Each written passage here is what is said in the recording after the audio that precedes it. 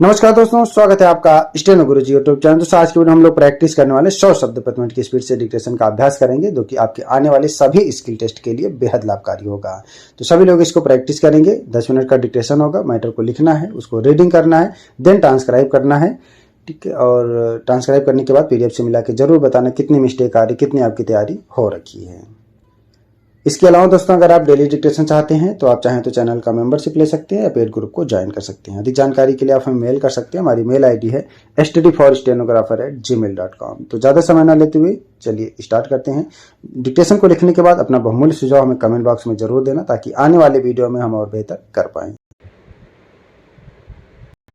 Ready, 5 second, start.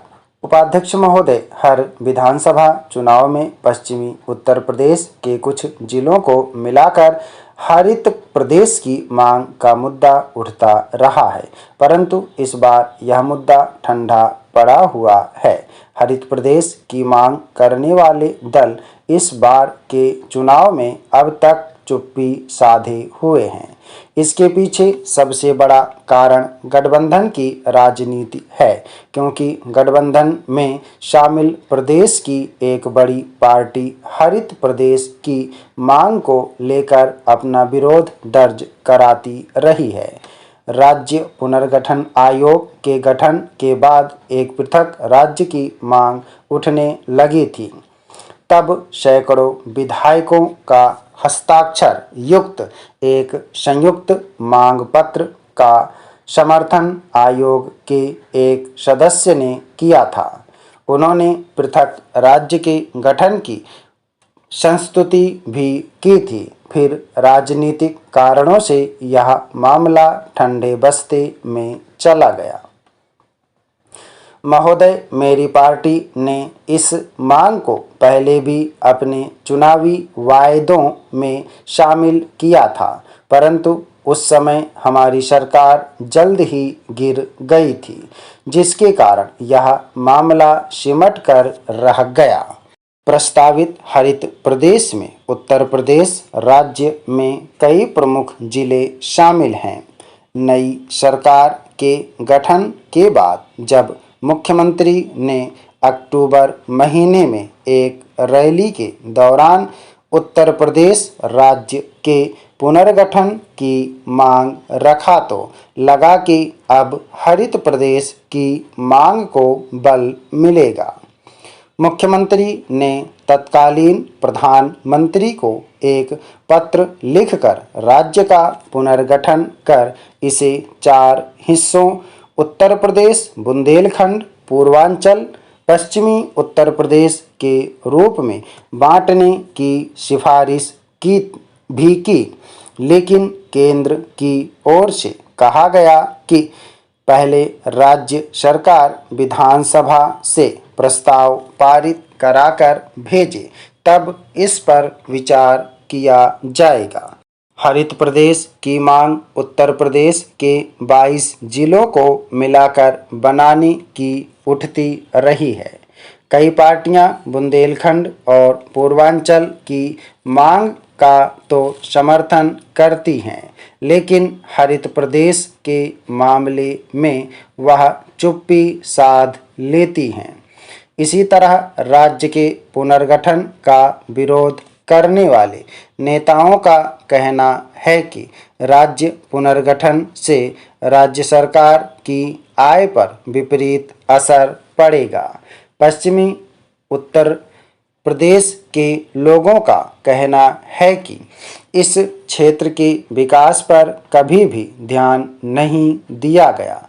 इस क्षेत्र में उच्च न्यायालय की बेंच की मांग उठती रही है। इसके अलावा उच्च स्तरीय विश्वविद्यालयों का भी अभाव है। अब इसके पीछे राजनीतिक कारण चाहे जो भी हो, लेकिन पिछले कई चुनावों में राजनीतिक दल हरित प्रदेश की मांग को लेकर खूब चुनावी लाभ उठाते रहे हैं।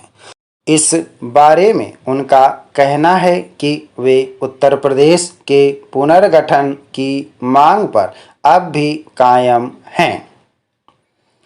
महोदय, जैसा कि स्पष्ट है कि विधानसभा में पहले भी यह सुझाव आता रहा है कि उत्तर प्रदेश में व्याप्त घोर गरीबी को दूर करने के लिए मात्र नीतियां और नियम बनाते रहना काफ़ी नहीं होगा। यह आवश्यक है कि राज्य के पश्चिमी जिलों को मिलाकर एक अलग राज्य का गठन कर दिया जाए। यह समय की मांग है। कुछ समय पहले इस संबंध में एक प्रस्ताव सदन में रखा गया था। उस पर 3 दिनों तक बहस भी हुई थी, परंतु कोई निष्कर्ष नहीं निकल सका था। प्रदेश के पश्चिमी जिले विकास की योजनाओं से अभी तक वंचित हैं। ये जिले अन्य जिलों की तुलना में बहुत ही कम विकास कर पाया है। इन जिलों के लोगों में असंतोष फैल रहा है। आज पुनः यह प्रस्ताव सदन में रखा गया है। मुझे लगता है कि अब इस प्रस्ताव पर कोई ना कोई निर्णय लेना ही पड़ेगा। मेरे विचार से उत्तर प्रदेश के इन जिलों जिनके नाम पर प्रस्ताव में हैं, उन्हें मिलाकर एक अलग हरित प्रदेश बना दिया जाना चाहिए। आज़ादी के इतने वर्षों के बाद भी यहाँ के निवासियों को शिक्षा एवं स्वास्थ्य की सुविधा प्राप्त नहीं हो पाई है। भरपेट भोजन, सिर पर छत जैसी सुविधाएं भी प्राप्त नहीं हुई हैं। हालांकि मैं यहाँ यह उल्लेख करना चाहूँगा कि प्रधानमंत्री आवास योजना के तहत ज़रूरतमंद लोगों को मकान मिले हैं। गरीबों के घरों में बिजली पहुंची है, परंतु इतना काफ़ी नहीं है। जिले के लोगों की आकांक्षाओं को ठेस पहुंचाना ठीक नहीं होगा। इस क्षेत्र में ऐसे भी जिले हैं जहां के लोगों को राज्य की राजधानी पहुंचने में कई दिन लग जाते हैं। इससे कम समय में वे दिल्ली पहुंच जाते हैं, परंतु जो कार्य राज्य की राजधानी से होना है वह कार्य दिल्ली से नहीं हो सकता है। महोदय, पश्चिमी जिलों में आने जाने की सुविधा नहीं है। यहाँ पीने के पानी की सुविधा तो है, परंतु इंजीनियरिंग कॉलेज नहीं है, चिकित्सा की सुविधा नहीं है। आज भी यहाँ के लोग पूरी तरह से जड़ी बूटियों पर ही निर्भर करते हैं। पश्चिमी जिलों के लोग लोकतांत्रिक ढंग से अपनी मांग को देश के समक्ष रखते आए हैं। सभापति महोदय, मैं अपने भाषण को उत्तर प्रदेश सरकार द्वारा पेश किए गए पंचायती राज संशोधन बिल के कुछ प्रमुख बिंदुओं तक ही सीमित रखूंगा। मुझे इस बिल में रखे गए कुछ अनुच्छेदों को देखने का पर्याप्त अवसर नहीं मिला है। किसी बिल को कानूनी रूप देने की कुछ निर्धारित प्रक्रिया होती है और वह प्रक्रिया बिल के प्रावधानों को उचित ढंग से समझने में सहायता करती है। हम सबको उनकी जानकारी है जिन्हें इस बिल में शामिल किया गया था। इस संबंध में संविधान का आदेश पूरी तरह से स्पष्ट है कि पंचायती राज कानून को कैसे लागू करना है। पंचायतों के अधिकार क्या होंगे। अगर उन्हें वित्तीय संसाधन उपलब्ध करा दिए जाए तो वे अपने दायित्वों को निभाने के लिए उन्हें क्या कार्य करने हैं। पंचायतों के कामकाज की स्वतंत्रता, उनका उत्तरदायित्व और स्पष्टता भी महत्वपूर्ण है। जब हम उत्तर प्रदेश के परिदृश्य पर दृष्टि डालते हैं तो ज्ञात होता है कि यहाँ उम्मीद की किरणें हैं। उत्तर प्रदेश एक बड़ा राज्य है। इसकी जनसंख्या लगभग 16 करोड़ हो गई है। आबादी के लिहाज से यह देश का सबसे बड़ा राज्य है। यहाँ पंचायतों में लगभग 7 लाख वार्ड हैं, जिनके चुनाव के संचालन में लगभग 4-5 लाख लोग शामिल होते हैं।